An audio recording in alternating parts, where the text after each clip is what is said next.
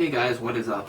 Hopefully this is in frame. I've had a little trouble because I'm so out of practice, and I hate letting so much time go by without doing stuff, but I think I've just really been overthinking the channel for the last probably year, because sometimes I've looked back at some of my work and gotten, I was a little disappointed in some of it. It wasn't really what I wanted it to be. I hate falling into the trap of presenting a comic or an arc or something and, falling into the trap of just sort of summarizing and then saying whether or not I liked it. Didn't want to do that.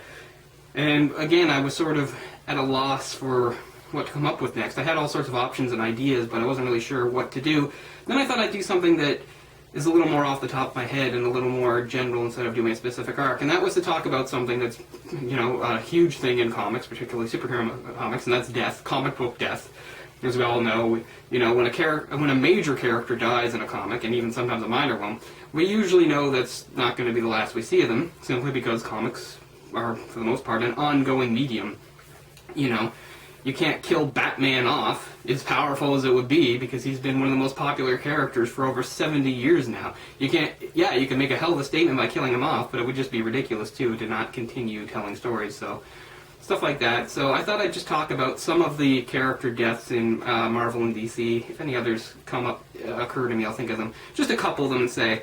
And for the most part, I'm kind of lenient on it, even though I do agree that when death is used a lot, it cheapens things. But, for instance, for starters, we've got a character that was dead for a long time in not just continuity, but in, real time, and that was Captain America's partner, Bucky, who didn't come back until around 2004 or so. Ed Brubaker resurrected him and as the Winter Soldier. Now, this is, again, one that I'm okay with, just because I think I'm always okay with characters being brought back if I think it's done in a way that, makes at least somewhat sense within the context of, the crazy Marvel universe or DC universe. Has to make at least somewhat sense, and if it has, it feels like has a real impact and can actually, yield better stories going forward. So, they did have to retcon some stuff, of course, with Captain America ages ago, because back in the 40s when he was popular, they never really had him die. And then they had his adventures with Bucky continue after World War II. Then later, going into the 60s, they retconned that and said, well, actually, he and Bucky both supposedly died, on a final mission towards the end of the war.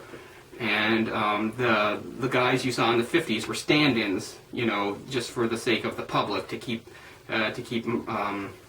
spirits up in the face of the Cold War and stuff. And that's where you got a sort of a stand-in Captain America named Jeff Mace, and we're not going to talk about that. So anyway, of course, 1963 in real life, and it's a floating timeline now, so around the time that, the heroic age gets going, the Fantastic Four come back to Earth with their powers, and all of a sudden all these super beings emerge and crime fighters and stuff. Of course, you've got the Avengers, and the Avengers, 4 issues in, find Captain America in the ice. And it's brilliant, and it's great. And actually, the longer it goes, in real life, the better impact it has. A guy that died in 1945 being frozen and coming out in 1963, pretty cool. But the idea that he's, unfrozen around 2011 or 2012 or so, it's much bigger difference, bigger impact, and it'll continue to work out a lot better as the whole man out of time thing. That said, a big part of Cap's, backstory and a big part of shaping the character he is that he'd lost Bucky and he felt like he failed. And so he had to always carry that around with him, and when he worked with other heroes, he would often think about, how he was responsible for Bucky. Bucky was more than a teammate, his friend, and he let him down, and he died. And it was very powerful, and the idea of bringing him back might have seemed like a bad one. I really do like what Ed Brubaker did. I love the idea that, the Russians got a hold of Bucky and, turned him into this brainwashed assassin who they would keep in stasis and only send out, for a few weeks at a time to kill people. And that's why he's aged so slowly over the years. Instead of being frozen like Captain America, he's kept in stasis and goes out. So he's aged a little bit over the decades most of the time.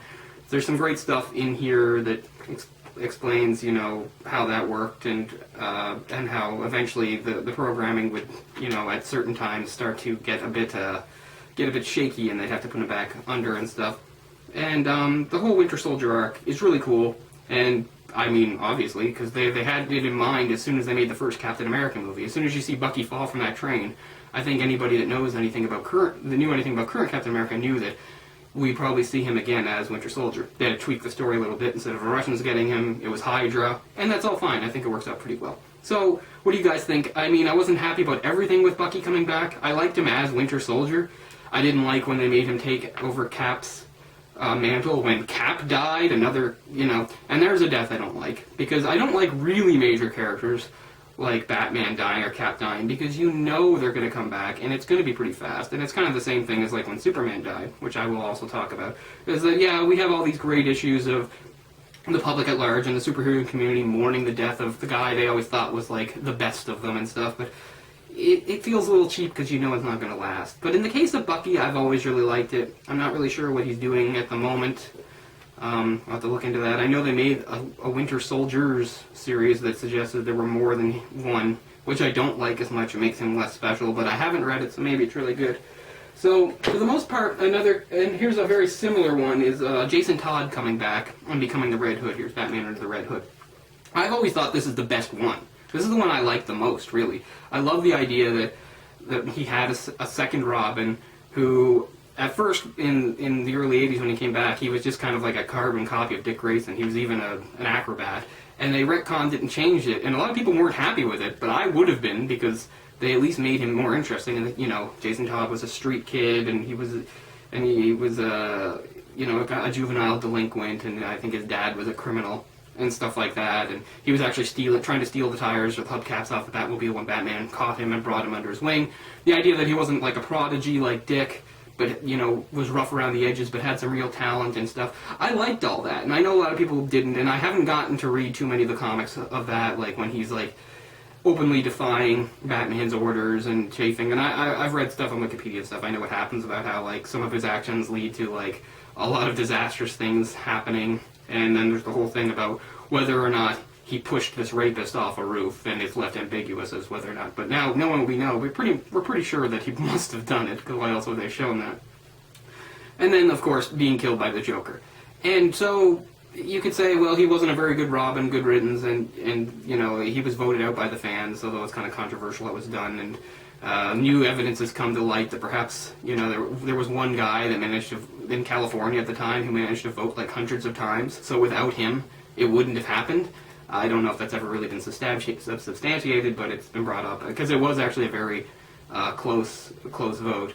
Denny O'Neil, who proposed the idea in the first place, he called in and made a vote, I guess, to keep Jason alive.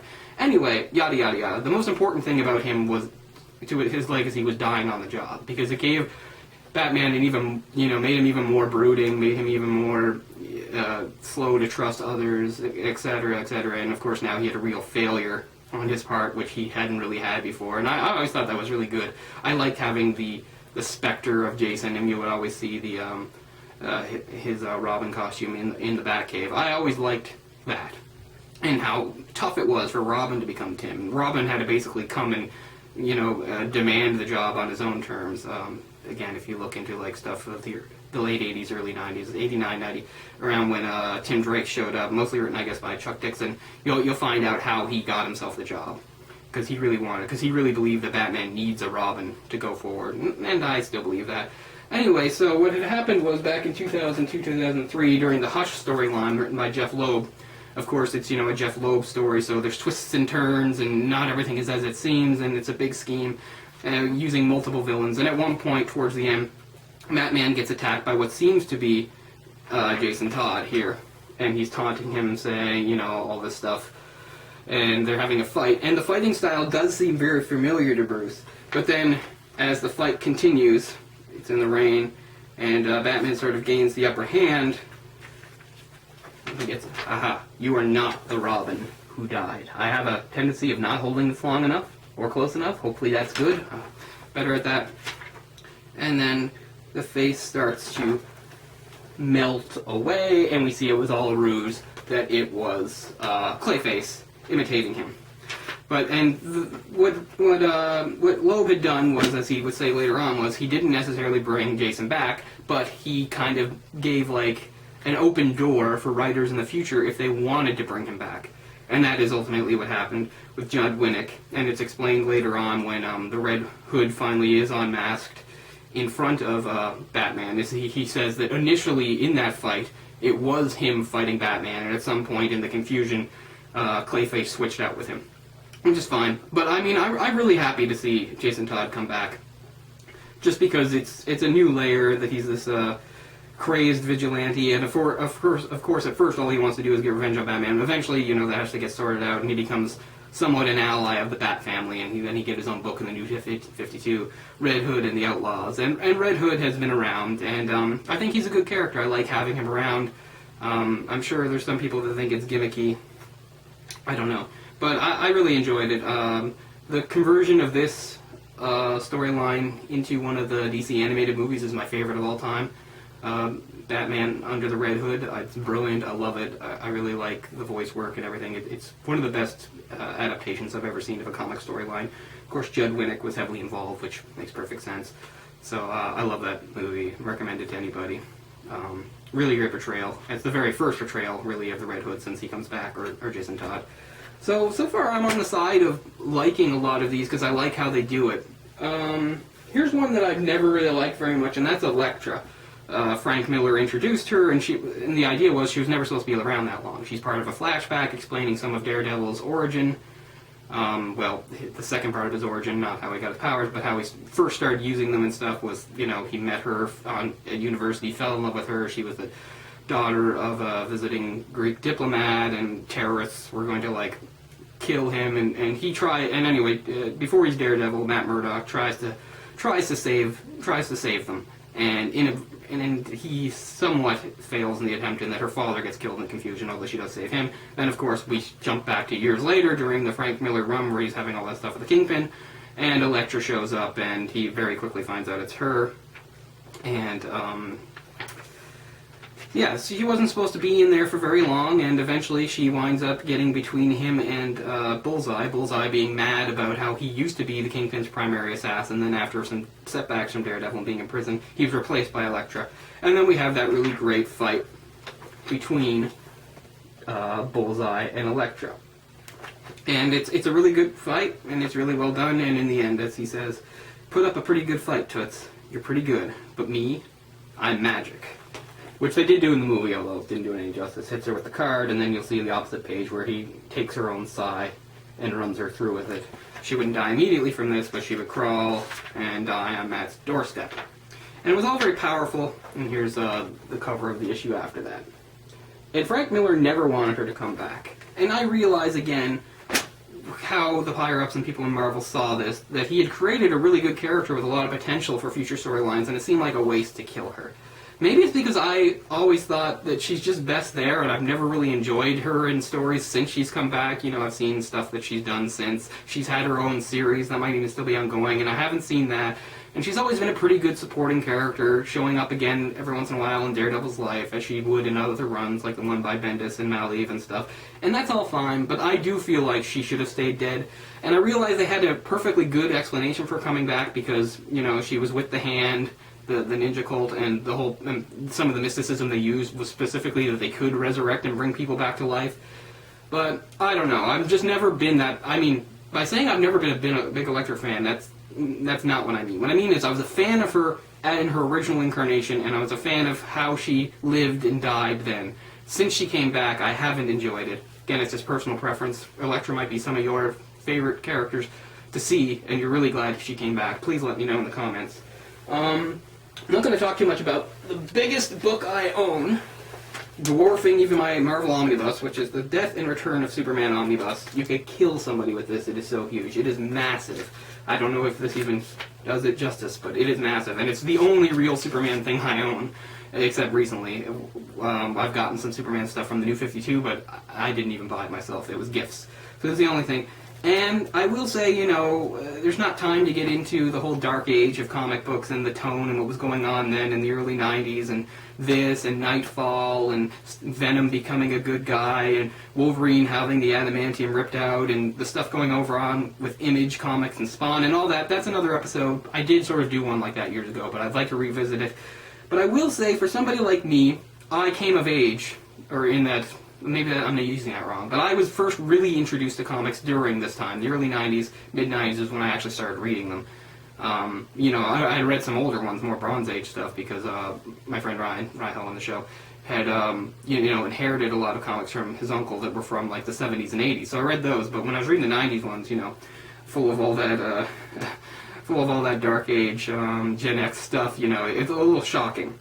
But I will say, as somebody that has never been and wasn't then and isn't now a Superman fan, this was kind of the book that made me care about him again. This whole slug out and being killed by Doomsday. And of course you know that he's not going to really stay dead.